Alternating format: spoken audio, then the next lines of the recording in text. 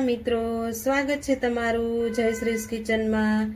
તો આજે હું તમારી સાથે શેર કરીશ એક નવું જ શાક જે ફક્ત 5 થી 10 જ મિનિટમાં બનીને તૈયાર થશે। તો ઘરમાં રહેલી વસ્તુમાંથી જ આ શાક એકદમ સરસ ટેસ્ટી અને સ્વાદિષ્ટ બનીને તૈયાર થશે। તો ચાલો આપણે રેસીપી શરૂ કરીએ। તો અહીંયા મેં એક પેન લઈ લીધું છે। હવે તેમાં આપણે 3 મોટી ચમચી જેટલું તેલ એડ કરીશું। તો અહીંયા આપણે તેલ સરસ રીતે ગરમ થઈ ગયું છે। હવે તેમાં આપણે રાઈ જીરું એડ કરીશું। તો આ રીતે આપણે રાઈ જીરું એકદમ સરસ રીતે ફૂટી જાય પછી આપણે તેમાં લીમડાના પાન એડ કરીશું। તો અહીંયા આપણા રાઈ જીરું એકદમ સરસ રીતે ફૂટી ગયા છે। હવે આપણે તેમાં લીમડાના પાન એડ કરીશું। હવે થોડીક ચપટી જેટલી આપણે હિંગ એડ કરીશું। આદુ લસણની પેસ્ટ એડ કરીશું। તો આને આપણે સારી રીતે મિક્સ કરી લઈશું। તો મસાલા એકદમ સરસ રીતે સતળાઈ જાય તેમાં આપણે ડુંગળી એડ કરીશું। તો અહીંયા આપણા મસાલા પણ એકદમ સરસ રીતે સતળાઈ ગયા છે। હવે આપણે તેમાં એક મેં મીડિયમ સાઈઝની ડુંગળી કટિંગ કરીને લઈ લીધી છે તે આપણે એડ કરી દઈશું। તો આ રીતે આપણે ડુંગળીને પણ એકદમ સરસ રીતે મિક્સ કરી લઈશું। તો ડુંગળી આપણી એકદમ સરસ રીતે બ્રાઉન કલરની થઈ જાય ત્યાં સુધી આપણે તેને સાતળી લઈશું। તો અહીંયા આપણી ડુંગળી પણ એકદમ સરસ રીતે બ્રાઉન કલરની થઈ ગઈ છે। હવે તેમાં આપણે બીજા મસાલા પણ એડ કરી દઈશું। તો અહીંયા મેં મીડિયમ સાઈઝનું કેપ્સિકમ લીધું છે આપણે તે પણ એડ કરી દઈશું અને મીડિયમ સાઈઝનું ટમેટાની ક્યુરી કરી લીધી છે તે પણ આપણે એડ કરી દઈશું। આ મસાલાને આપણે સારી રીતે મિક્સ કરી લેવાના છે। તો અહીંયા આપણે બધા જ મસાલા એડ કરી દીધા છે। હવે તેમાં આપણે મસાલા બધા એડ કરી દઈશું જેથી ડુંગળી અને કેપ્સિકમ અને ટમેટાની ક્યુરી એકદમ ફટાફટ ચડી જાય। તો હવે તેમાં આપણે બધા જ મસાલા એડ કરી દઈશું। અહીંયા અડધી ચમચી જેટલું હળદર પાવડર, 1 ચમચી જેટલું ધાણા જીરું પાવડર પ્રમાણે આપણે નમક એડ કરી દઈશું અને અહીંયા 1 મોટી ચમચી જેટલું લાલ મરચું પાવડર તમે તમારા તીખાશ પ્રમાણે એડ કરી શકો। તો હવે આપણે બધા જ મસાલાને એકદમ સરસ રીતે મિક્સ કરી લેવાના છે।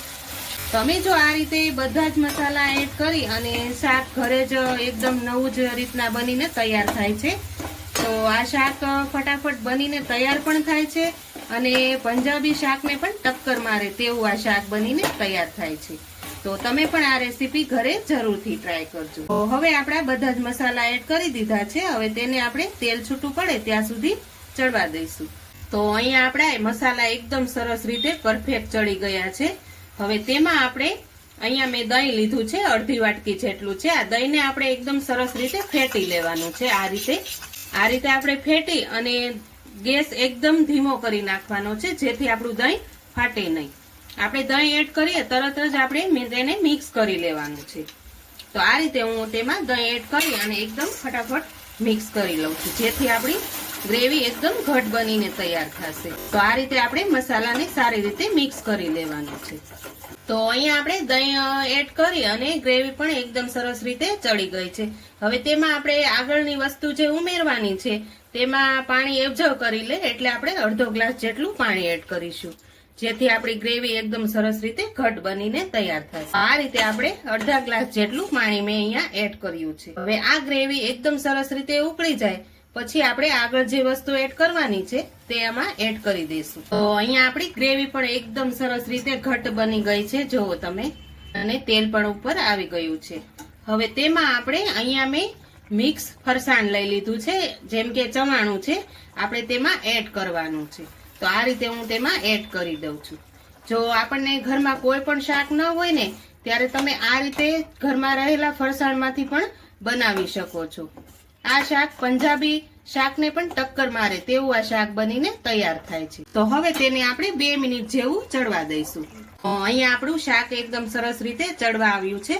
હવે તેમાં હું અહીંયા ઉપરથી આપણે થોડોક ગરમ મસાલો એડ કરીશું અડધી ચમચી કરતા પણ ઓછો અને અહીંયા આપણે દહીં અને ટમેટું બંને એડ કર્યું છે તો થોડીક આપણે મીઠાશ આપવા માટે હું અહીંયા અડધી ચમચી જેટલી ખાંડ એડ કરું છું જેથી બધો જ સ્વાદ એકદમ સરસ રીતે આવી જાય। હવે આપણે બધા જ મસાલાને એકદમ સરસ રીતે મિક્સ કરી લઈશું। આ શાક તમે રોટલી, પરાઠા કે ભાખરી સાથે પણ ખાઈ શકો છો તેવું આ શાક એકદમ સરસ બનીને તૈયાર થાય છે। તો અહીંયા આપણું શાક એકદમ સરસ રીતે બનીને તૈયાર થઈ ગયું છે।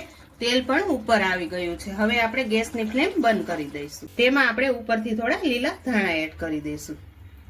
તો તૈયાર છે આપણું અહીંયા નવું જ શાક બનીને. તો તમને જો મારી આજની રેસીપી પસંદ આવી હોય તો મારા વિડીયોને લાઈક કરજો, વધુમાં વધુ શેર કરજો, ને હજુ સુધી મારી ચેનલને સબસ્ક્રાઇબ ન કરી હોય તો પ્લીઝ સબસ્ક્રાઇબ કરી દેજો, ને કોમેન્ટ કરીને કહેજો કે તમને મારી આજની રેસીપી કેવી